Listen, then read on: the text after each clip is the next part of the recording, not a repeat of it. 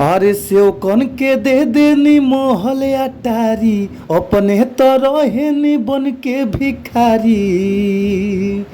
सेव कन के दे देनी मोहल अटारी, अपने तो रहे नी बन के भिखारी। लागल बाटे सेल ऑफर, आइल ये मोजन पर। लागल बाटे सेल ऑफर, आइल ये मोजन पर।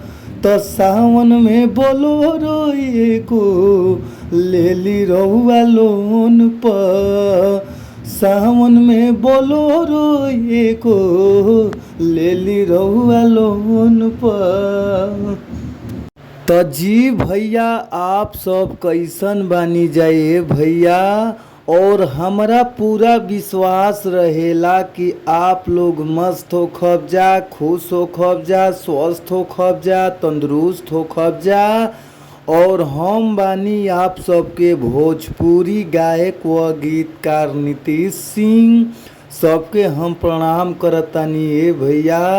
और रउआ सबके बीच में बहुत ही कम से कम चार्ज में, यानी कम पैसा में बहुत ही सुपरहिट हम बोल बम के गाना लेके आ गइल बानी, सावन के गाना लेके आ गइल बानी।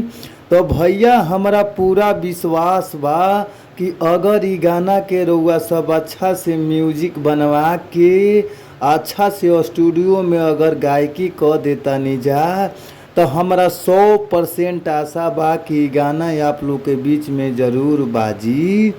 जी भैया, रउआ सब अच्छा गावत तानी जा, अच्छा बजावत तानी जा, फिर भी रउआ सबके अच्छा मेटर गाना नइखे मिल पावत।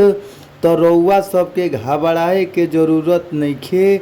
अच्छा मेटर पावे खातिर हमारी यूट्यूब चैनल के सब्सक्राइब कर लीजा, जौना यूट्यूब चैनल के नाम बाटे भोजपुरी संगीत लिरिक्स। तो हमारी यूट्यूब चैनल के सब्सक्राइब करके घंटी के बेल आइकन दबा लीजा।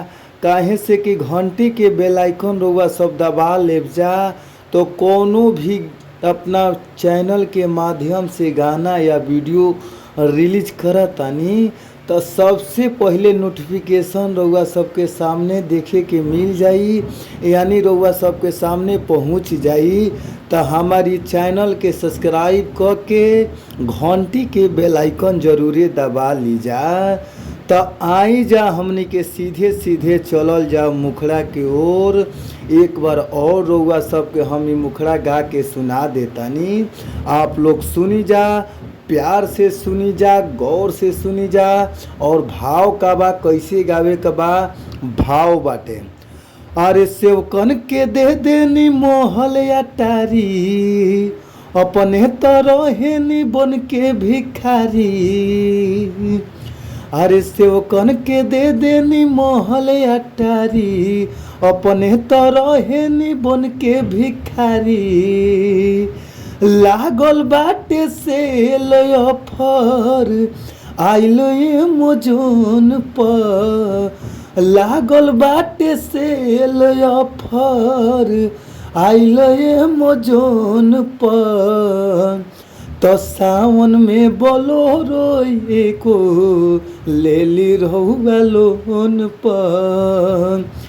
तो सावन में बोलोरो एगो ले ली रउआ लोन पर।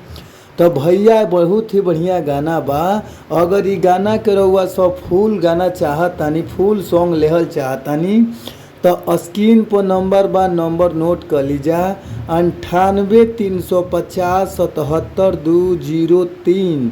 एक बार और नंबर नोट कर लीजिए ये भैया, 98 350 77 203। आप लोग कॉल करी, कॉल कैला पर बहुत ही कम से कम चार्ज में रउआ सबके गाना मिल जाई।